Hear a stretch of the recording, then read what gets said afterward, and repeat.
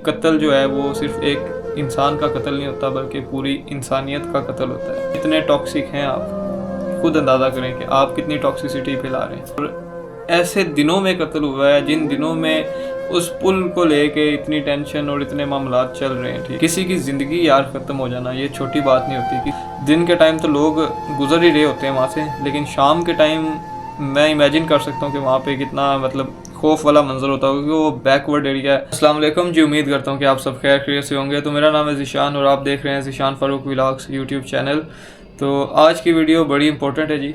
आज की वीडियो में मैं किसी जगह पे नहीं जा रहा, मैं आपको कोई ड्रोन शॉट्स नहीं दिखा रहा, ना ही कोई सिनेमैटिक शॉट कोई ऐसा दिखाऊंगा। लेकिन आज की वीडियो में आप लोगों के साथ यानी मैं अपने सब्सक्राइबर अपने व्यूअर्स के साथ इंटरेक्ट करना चाहता, जो कि मैं बहुत ज़रूरी समझता हूँ।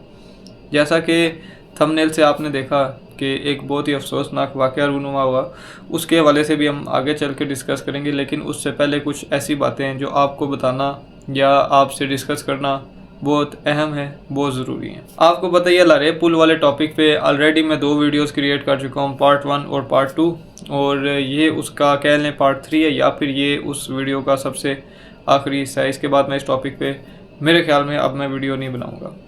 तो हुआ कुछ यूँ कि जब हमने पार्ट 2 रिकॉर्ड कर लिया, मैंने और इब्राहिम भाई भी उधर मुझे मिले, जो कि फ़ेलो यूट्यूबर है, इब्राहिम राफ़े उनके यूट्यूब चैनल का नाम है, और मेरे साथ मेरा दोस्त अब्दुल्ला था।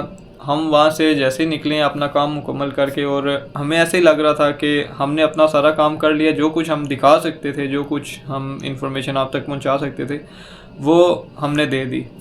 लेकिन किसी को क्या पता था कि हमारे वहाँ से जाने के तकरीबन 1-1.5 घंटे के बाद ही वहाँ पे एक और अफसोसनाक वाक़या जो है ना वो पेश आ जाएगा। सिर्फ 1 घंटे बाद जब हम वहाँ से निकले हैं तो मुझे ये पता चलता है फेसबुक के थ्रू, हमारे एक जर्नलिस्ट हैं, मेरे मोहल्लेदार भी हैं, सजाद हुसैन जलाल साहब, तो उनकी पोस्ट मैं देखता हूँ फेसबुक पे कि लारे पुल की पिछली साइड पे एक नौजवान लड़का जो कि कत्ल हो गया। उस नौजवान की क्या डिटेल है, वो कौन था, कहाँ पे जॉब करता था, कहाँ का रहायशी था, ये मैं आगे चल के आपसे डिस्कस करूँगा।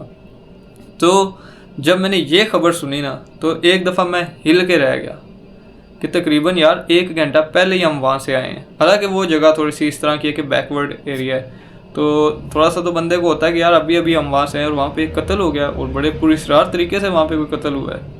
तो मैं तो बड़ा शौक था। वीडियो के स्टार्ट में मैंने ये बात बोली कि शायद ये मेरी आखिरी वीडियो होगी इस टॉपिक पर। वो इसलिए भी बोली कि देखो यार वहाँ पे इतना बड़ा ही हादसा हो गया, किसी का कत्ल ही हो गया, और ऐसे दिनों में कत्ल हुआ है जिन दिनों में उस पुल को लेके इतनी टेंशन और इतने मामलात चल रहे हैं। ठीक है, मतलब एक मसला खुला हुआ है उसको लेके। तो वहाँ पे जाना मेरे ख्याल में मैं अब सेफ़ नहीं समझता। तो टू बी वेरी ऑनेस्ट, तो मैं दूसरे व्लॉगर्स को भी बोलूँगा कि अगर किसी ने वहाँ पे उस जगह पे जाके वीडियो करनी है या व्लॉग बनाना है तो अपनी सेफ्टी मेजर्स को पहले रखें। ठीक है, अकेले बिल्कुल भी नहीं आपने जाना वहाँ पे व्लॉग शूट करने के लिए। 3-4 लड़कों के ग्रुप में जाएं अगर आपने उधर जाना ही है। पहले तो मेरा मशवरा है कि कोशिश करें कि फ़िलहाल उसको अवॉइड ही करें, अगर जाना भी है तो बस ग्रुप की फॉर्म में जाएं। अब इस चीज़ का भी कोई पता नहीं है कि ऐसा कत्ल क्यों हुआ है, क्या इस वजह से हुआ है ताकि लोगों का ध्यान इस तरफ से हट जाए, लोग खौफ की वजह से उस जगह पे आना छोड़ दें या फिर उस टॉपिक को डिस्कस ही ना करें। ये भी एक एक रीज़न हो सकती है, may be, I don't know, लेकिन हो भी सकता है, नहीं भी हो सकता। आप लोग क्या सोचते हैं, आप लोग भी बताइएगा क्या ये वजह हो सकती है या नहीं हो सकती। अदरवाइज़ वैसे वो एरिया वैसे ही इस तरह का अजीब सा बैकवर्ड सा है, बड़ा सुनसान एरिया है, मतलब रात के टाइम तो बिल्कुल ही वो खौफनाक पुरअसरार एरिया बन जाता है, वहाँ पे अवॉइड ही करना चाहिए। मैं ये पूरी कहानी आपसे सिर्फ इसलिए शेयर कर रहा हूँ ताकि आप लोग समझ सकें कि व्लॉगिंग सिर्फ कैमरा उठा के वीडियो बनाने का नाम नहीं है। अक्सर लोगों को ये लगता है कि एक व्लॉगर आता है, अपना कैमरा निकालता है, अपने 2-4 शॉट्स लिए, 1-2 इंटरव्यू किए और थोड़ी सी इन्फॉर्मेशन ली और सीधा वो घर चला जाता है। जबकि व्लॉगिंग इटसेल्फ एक बहुत ही मुश्किल काम है, मतलब हर जगह हर टॉपिक और हर इंटरव्यू सेफ़ नहीं होता एक व्लॉगर के लिए। ख़ास करके जब बात ऐसी जगह की आती है जहाँ पे ऑलरेडी कोई टेंशन चल रही हो, कोई प्रोटेस्ट, कोई एहतजाज चल रहा हो, लोग अपने हकूक़ के लिए निकले हुए हों, जहाँ पे लोगों में गुस्सा, फ्रस्ट्रेशन भरी हुई हो, वहाँ पे एक व्लॉगर की छोटी सी गलती भी एक बहुत बड़ा मसला क्रिएट कर देती है। ऐसे हालात में एक व्लॉगर का कैमरा सिर्फ कैमरा ही नहीं रहता, वो एक नॉर्मल चीज़ नहीं रहता, बल्कि वो लोगों के शक, गुस्से और प्रोवोक होने का भी एक बहुत बड़ा सबब बन सकता है। हम जब इस तरह की वीडियो बनाते हैं ना, तो ज़्यादातर हमारा टारगेट व्यूज़ या लाइक्स नहीं होते। हमारी कोशिश होती है कि अपने शहर की एक ऑथेंटिक और सबसे अच्छी इन्फॉर्मेशन हम आप तक पहुंचाएं। हमारा समझ लें कि आपस में कंपटीशन चल रहा होता है कि कौन ज़्यादा अच्छी और कौन ज़्यादा ऑथेंटिक इन्फॉर्मेशन और अच्छी वीडियो बना के यूट्यूब पे प्रेजेंट करेगा। और आप लोग फिर देखोगे, ख़ास करके जो हमारे यूके की ऑडियंस है, मोस्टली मीरपुर के या कश्मीर के ब्लॉगर्स को यूके से लोग बहुत ज़्यादा देख रहे होते हैं। तो हमारा ये मिशन होता है, लेकिन इसके साथ साथ हमारा ये भी मिशन होता है कि हम अपनी जान की भी हिफाजत करें और दूसरे लोगों की प्राइवेसी का भी ख्याल रखें। किसी का कोई ऐसा क्लिप हमसे रिकॉर्ड ना हो जाए, और अगर इन केस रिकॉर्ड हो भी जाता है तो हम उसको कट कर देते हैं ताकि किसी की प्राइवेसी हर्ट ना हो। जैसा कि आपको पता है, अवामी एक्शन कमेटी वाला पहले जब मसला चला था, उसमें कितनी मुश्किल थी एक व्लॉगर के लिए व्लॉग करना और आप तक इन्फॉर्मेशन पहुंचाना। और यकीन करें, शायद आपको किसी ने बताया या नहीं बताया, अवामी एक्शन कमेटी वाली वीडियोस मोनेटाइज भी नहीं हुई थी। पता नहीं आपको किसी और व्लॉगर से इन्फॉर्मेशन मिली है या नहीं मिली, लेकिन मैं आपको बता रहा हूँ कि वो जब अवामी एक्शन कमेटी वाली जो टेंशन वाली वीडियोज़ होती है ना, ये यूट्यूब मोनेटाइज नहीं करता, यहाँ से आपको ज़ीरो इनकम मिलती है। ठीक है, तो आप बताएं एक व्लॉगर को क्या फ़ायदा है कि वो ऐसी वीडियोज़ बना रहा है उसमें से उसको पैसा भी नहीं मिल रहा। तो इतनी मेहनत करके, इतना रिस्क करके उसको क्या फ़ायदा होगा। खैर, बैक टू द टॉपिक। इस वाक़े ने हम व्लॉगर्स को ये सबक सिखाया है कि हर जगह व्लॉग करना एक नया रिस्क होता है। इसके पीछे सिर्फ मेहनत नहीं होती, बल्कि टेंशन, खौफ और एक ज़िम्मेदारी भी होती है वो खुद की, कि आपने खुद को कैसे बचाना है और बचा के आपने वीडियो रिकॉर्ड करके इन्फॉर्मेशन निकालनी है। तो जो जवान लड़का फोत हुआ उसकी मैं आपको इन्फॉर्मेशन दे दूं। अगर आपको यहाँ से ना मेरी इन्फॉर्मेशन ना भी इतनी पसंद आई, तो आप ये सजाद जलाल साहब हैं, ठीक है, फेसबुक पे इनकी आईडी ढूंढ के वहाँ पे इनकी आप ये पोस्ट देख सकते हैं। ठीक है, इस पोस्ट में आपको सारा पता चल जाएगा, लेकिन मैं भी अभी आपको ब्रीफ कर देता हूँ, बिकॉज मैंने आपको बोला था मैं आपको इस हवाले से बताऊँगा। तो रिपोर्ट मैं आपको यहीं से पढ़ के सुनाता हूँ।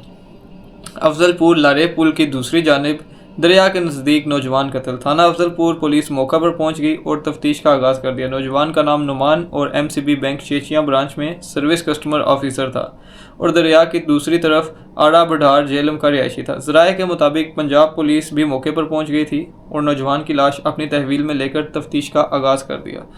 अच्छा, तो ये दरिया के पास सारा इंसिडेंट हुआ। ठीक है, आपको पता दरिया के पास क्रश मशीनें भी लगी हुई हैं, और मैं उधर से आता जाता रहा हूँ ना। जब अवामी एक्शन कमेटी वाला इशू था तो हमने पोस्टिंग करनी थी, वहाँ से जब हम आते जाते थे तो वो बहुत ही मतलब दिन के टाइम तो लोग गुजर ही रहे होते हैं वहाँ से, लेकिन शाम के टाइम मैं इमेजिन कर सकता हूँ कि वहाँ पे कितना मतलब खौफ वाला मंजर होता होगा, क्योंकि वो बैकवर्ड एरिया है, ना वहाँ पे कोई घर है ना कुछ है, दरिया है आसपास, वो सरूट हम कहते हैं पहाड़ी में, वो है मतलब झाड़ियाँ हैं। ठीक है, और इस तरह का कोई है मतलब खौफनाक सा रात का मंजर होता है वहाँ का। खैर, दिन में भी आजकल नहीं जाना चाहिए, क्योंकि वो एरिया इन दिनों ऐसा हुआ है कि उस पर तनाज़ा चल रहा है। तो वहाँ पे यार ये वाक़या हुआ।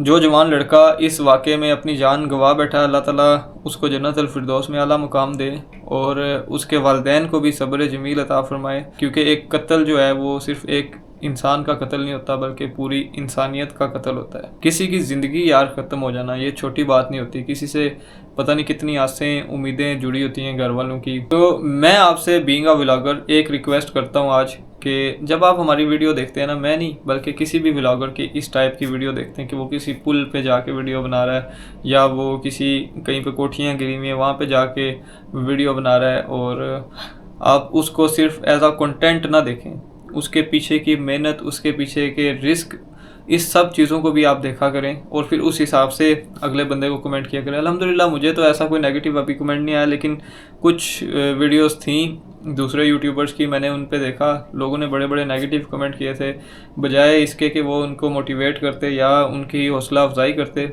लेकिन ऐसा बिल्कुल भी नहीं होता। मोस्टली एक कमेंट ही किसी व्लॉगर को डीमोटिवेट कर देता है, उसको तोड़ के रख देता है बिल्कुल ही, क्योंकि एक बंदा इतनी मेहनत से इतना रिस्क लेके वीडियो बना रहा है, तो आप उसको अगर थोड़ा सा अच्छे वर्ड्स भी नहीं यूज़ कर सकते तो फिर कितने टॉक्सिक हैं आप खुद अंदाज़ा करें कि आप कितनी टॉक्सिसिटी फैला रहे हैं।